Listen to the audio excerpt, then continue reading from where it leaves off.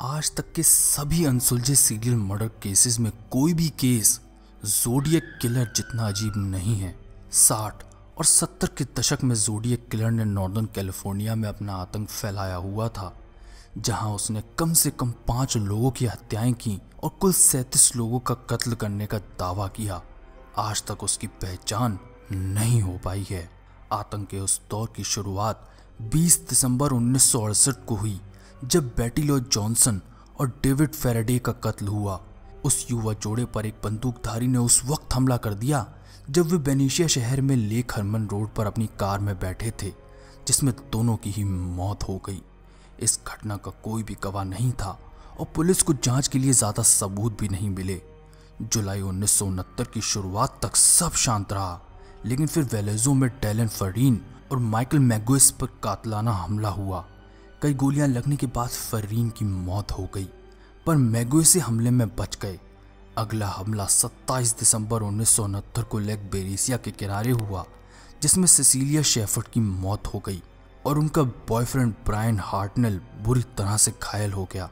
मरने वालों की लिस्ट में अगला नाम पॉल ली स्टाइन का था। जब 11 अक्टूबर 1969 को सैन फ्रांसिस्को में उन्हें अपनी ही टैक्सी में गोली मार दी गई। वो शायद ज़ोडिएक का आखिरी शिकार थे और उसके बाद से इस किलर द्वारा किसी और हत्या की कोई रिपोर्ट सामने नहीं आई है। ज़ोडिएक किलर द्वारा लिखा गया रहस्यमयी पत्र। 1 अगस्त 1969 को सैन फ्रांसिस्को के 3 प्रमुख अखबारों को ज़ोडिएक द्वारा लिखे गए 3 पत्र प्राप्त हुए। इन पत्रों में पहेलियों में कुछ बातें लिखी थीं, जिसके बारे में ज़ोडिएक ने लिखा था कि इसे हल कर लेने से उसकी पहचान उजागर हो सकती है।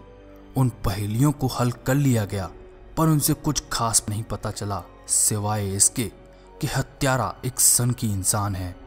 अखबारों को 7 अगस्त 1969 को मिला चौथे पत्र ही था, जिसमें कातिल ने अपने मशहूर नाम का खुलासा इस वाक्य से किया था, this is the zodiac speaking. पत्राचार अक्टूबर 1969 में भी जारी रहा और इस बार कातिल ने मजे के लिए पॉल स्टाइन की शर्ट के एक टुकड़े को भी पत्र के साथ भेज दिया। 1970 में ज़ोडिएक ने कम से कम 6 पत्र व ग्रीटिंग कार्ड्स प्रेस को भेजे। हर एक में कातिल ने अपने पिछले कारनामों और भविष्य की योजनाओं के बारे में हिंट्स दिए थे, पर किसी में भी इतनी जानकारी नहीं थी जिससे पुलिस को किसी संदिग्ध तक पहुंचने में मदद मिलती।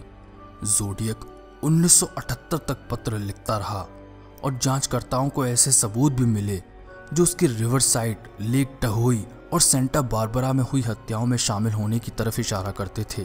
ज़ोडिएक किलर के लिखे आखिरी पत्र को अब करीब 40 साल हो गए हैं और आखिरकार पुलिस अब शायद कातिल को पहचानने की तरफ बढ़ रही है। टेक्नोलॉजी में विकास के चलते पुलिस अब पत्रों से मिली लार और दूसरे सैंपल्स को डीएनए टेस्टिंग के लिए भेज रही है, लेकिन अभी तक पहचान नहीं हो पाई है और इसलिए ज़ोडिएक की कहानी का आखिरी पन्ना लिखा जाना अभी बाकी है। क्या अब 4 दशक बाद ज़ोडिएक को पकड़ा जा सकेगा? आप क्या सोचते हैं? कृपया कमेंट्स में बताइए और ऐसे ही और वीडियोस देखने के लिए चैनल को सब्सक्राइब कीजिए।